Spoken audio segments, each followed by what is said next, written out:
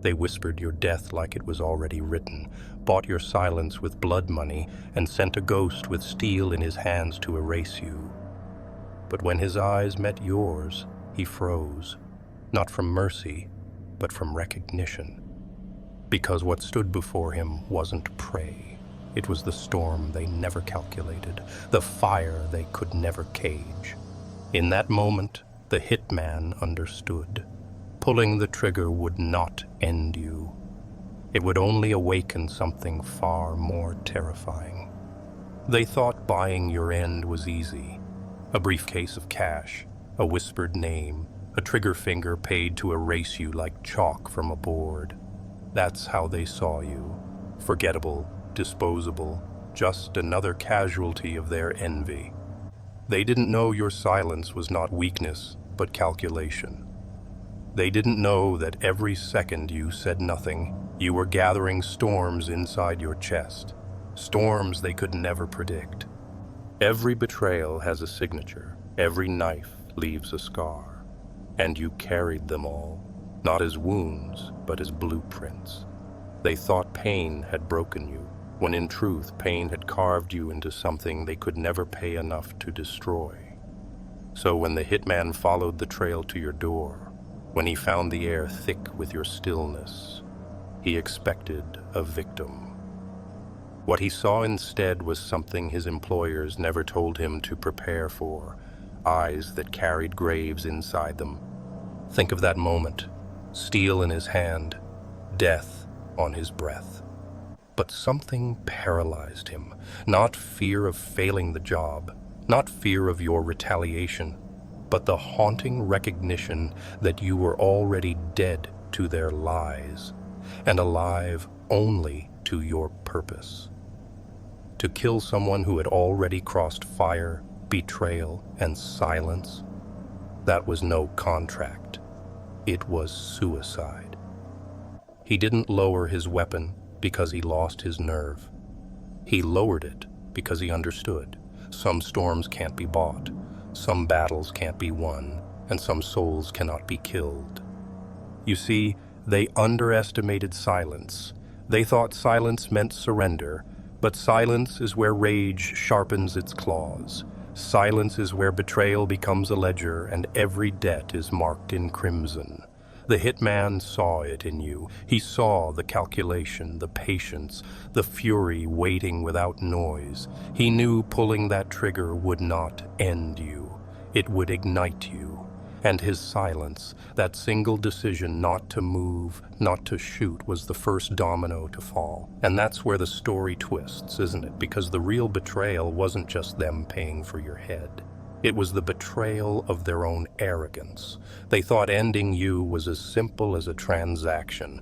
They never realized you weren't waiting for a savior, and you weren't afraid of a killer. You were waiting for confirmation, for the moment the enemy would admit, without words, that you are not prey. You are the storm they feared would come. The contract for your death was signed. The money was counted, the weapon was loaded, and yet, when the moment came, silence filled the air like thunder before a strike. That silence wasn't weakness, it was acknowledgement. The hunter realized he had been sent to kill something unkillable, and now the question hangs in the air like a blade. If even a man paid to end you couldn't pull the trigger, what do you think that means for the ones who sent him? They believed the hitman's silence saved you. They were wrong. His silence only damned them. Because if he refused the kill, the blood debt would not vanish. It would multiply. And now it is their names written in red. They thought it ended with a payment, with a bag of cash sliding across a table and a glass of whiskey clinking in their trembling hands. But the moment the hitman lowered his weapon, the debt multiplied. Because what they never understood is that betrayal is not a clean cut. It is a wound that festers, a debt that collects interest in blood. And you were keeping the ledger. The ones who wanted you gone weren't strangers in the shadows. No, the knife that cuts the deepest always comes from the hand you once held closest. These were faces you trusted, voices that told you stories of loyalty, hands that clapped when you rose, only to sharpen their blades behind your back when the envy grew too loud. They smiled at your victories, but in their silence they plotted your funeral. Their envy wasn't just jealousy, it was a disease, and your downfall was their only cure. Think about it. The same lips that once called you brother, the same ones that once toasted to your success, whispered your name into the darkness and signed your death warrant. And what does that tell you? That sometimes the greatest enemy is not the one glaring at you across the battlefield, but the one breaking bread at your table. They didn't want your silence. They wanted your erasure. They wanted the world to forget you existed so their fragile egos could breathe again. But here's the truth they didn't calculate. Silence is not surrender. It's strategy. While they traded loyalty for greed, you were building weapons in the dark. Every scar became a blade. Every betrayal became armor. They thought you were weak because you didn't strike first. They mistook patience for fear, and they will choke on that mistake. Because you weren't silent to avoid war, you were silent to study it. Their fear is not of your revenge, it's of your memory. They can kill a body, but they cannot kill the echo of a man who rises even after death has been purchased. They are terrified because somewhere inside they know this. You are not chasing them with anger. You are waiting for their own shadows to devour them. And nothing eats faster than guilt and paranoia. Every one of them now feels the weight of their choice. They counted your worth in coins, but they will pay in sanity. They plotted your fall as if life was a simple game of hunters and prey. But hunters forget that prey evolves, that silence grows teeth, that a man once marked for death is often the most dangerous man alive. And now their sleep will rot, their laughter will sour, their meals will taste of ash. Because they did not buy your death, they bought their own. They paid for your head in blood. But blood is a currency that never stops moving. The account is open, the debt is marked, and their names are written on the line. You don't need to chase them. Their own fear will drag them toward you step by step until their screams sound like prayers. They thought they hired a hunter to bury you. What they didn't realize is that the moment he fell silent, the roles reversed. Now the hunted has become the hunter, and every shadow they hide in belongs to you. Now, it is not you who runs, it is them. Every night feels heavier. Every sound scratches at their nerves. The slam of a car door outside makes them flinch. A voice echoing in the hallway turns their stomachs. They look over their shoulders as if your shadow is stitched to their heels. That's the curse they bought. They didn't hire an executioner. They hired a herald. And his silence declared this simple truth. You are still here, and because of that, they are already dead men walking. Understand this. Fear does not live in the gun or in the blade. Fear lives in the thought that you cannot escape what's coming. They now walk through life chained to their own terror. They wake up drenched in sweat, wondering if tonight is the night they hear your breath at the foot of their bed. They imagine footsteps behind them in the empty street. They hear your voice in the stillness of the night, whispering not threats, but reminders. Reminders that you know, that you wait, that silence has no clock and revenge is patient. And here's the brutality they never calculated. You are not seeking their forgiveness. You are not even seeking their apology. You are letting time itself devour them. Their own imaginations are your sharpest weapon. Their fear of your presence becomes heavier than your presence itself. You are not chasing them through the dark. They are dragging themselves into it, step by step, heart by heart. Their fear is your ally, and it never sleeps. The hunter has become the hunted, and you don't need to lift a finger. Their own paranoia is your silent executioner. Their laughter has rotted into muttering, their alliances into suspicion. They no longer trust each other because they wonder who spoke your name, who signed the contract, who is next. And that doubt splinters them from the inside, breaking their unity faster than any bullet could. Now they see it clearly. Death was never the punishment.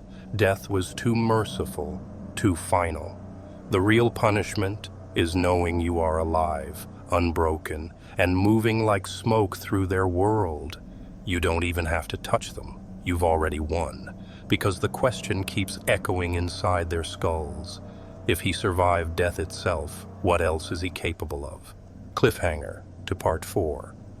They thought the grave they dug was for you, but every shovelful of dirt was their own. And when the coffin closes, it won't be you inside. It will be them, buried by their own fear, their own betrayal, their own silence. They dug the grave with your name on it. They imagined you lowered into the earth, dirt thrown over your chest, forgotten before the sun even set. That was their fantasy, the image of you gone, erased, silenced. But every shovelful of dirt they cast wasn't burying you. It was preparing a coffin for themselves. The soil they thought would swallow you now waits for their trembling bodies, because graves don't care who was supposed to occupy them. They take the guilty all the same. Picture it. They sit in rooms together, plotting, laughing in whispers, sipping drinks over the illusion of victory. Yet, in their laughter, there's a crack, because the silence of the hitman didn't disappear. It hangs over them like smoke. He was supposed to be their solution, their end game. But when he lowered his weapon, he didn't just spare your life, he condemned theirs. His silence was thunder before the storm, proof that the order they gave was already cursed. Now the irony drips like venom. The funeral they planned has no body. They stare into the hole they dug, and the only thing staring back is their reflection. Because the man they wanted buried is still breathing, still watching, still walking. And nothing is more terrifying than an enemy they already pronounced dead. Every day you live, you are the coffin closing on them. Every breath you take is another nail hammered shut. They begin to feel it in their bones. Death doesn't follow the script. It doesn't honor contracts signed with money. It comes when guilt demands payment, when betrayal claws its way home. And betrayal always collects. You don't need to strike them. You don't need to chase them. Fear is the pallbearer now, and it walks beside them every night. The whispers they tried to bury come back louder in their heads. What if he's coming? What if he knows? And here lies the raw truth. They built the story where you were supposed to fall. But stories change when silence becomes the weapon. They will die not from your hand, but from their own collapse. Their greed, their envy, their treachery, it's all dirt piling over them while you stand above ground, watching. They wanted you erased from the world, but they've erased themselves. They thought the grave was punishment enough, that death was the end. But they were wrong. Death is mercy. The real punishment is living while your own mind turns against you. And that is what they wake up to now. Their war is no longer against you. It is against themselves. And no weapon forged by man can protect them from that battlefield. Every night is a horror show they cannot turn off. They close their eyes, but the silence hums louder. They hear your breath in the walls, your footsteps in the floorboards, your shadow stitched to the corner of every room. They tell themselves you are not there, but the question cuts deeper than any knife. What if he is? They thought they killed your body, but instead they summoned your ghost to live rent-free in their skulls. And this ghost does not fade, it multiplies. Insomnia becomes their god now. Sleep abandons them. Their beds turn into coffins where their own imaginations bury them alive. A creak in the hallway, and their hearts explode in terror. A phone ringing at midnight feels like judgment. Even the silence becomes unbearable, because silence is where your voice speaks clearest, without words, without mercy. You don't even need to chase them anymore. Their paranoia has become your soldier, waging war on their sanity. And here's the savage truth. You don't need revenge when guilt is a noose. They are already choking on it. Their laughter has rotted into whispers, their confidence into stutters. They distrust everyone now, friends, allies, even blood, because betrayal breeds suspicion, and suspicion eats trust faster than fire eats paper. They no longer ask if you will come. They ask when, and that question never lets them breathe. This is the cost of betrayal. They thought it ended with a contract. But betrayal doesn't end. It echoes. It poisons the air they breathe, the food they taste, the thoughts they try to bury. They bought your death. But what they truly purchased was their own mental collapse. And collapse does not scream.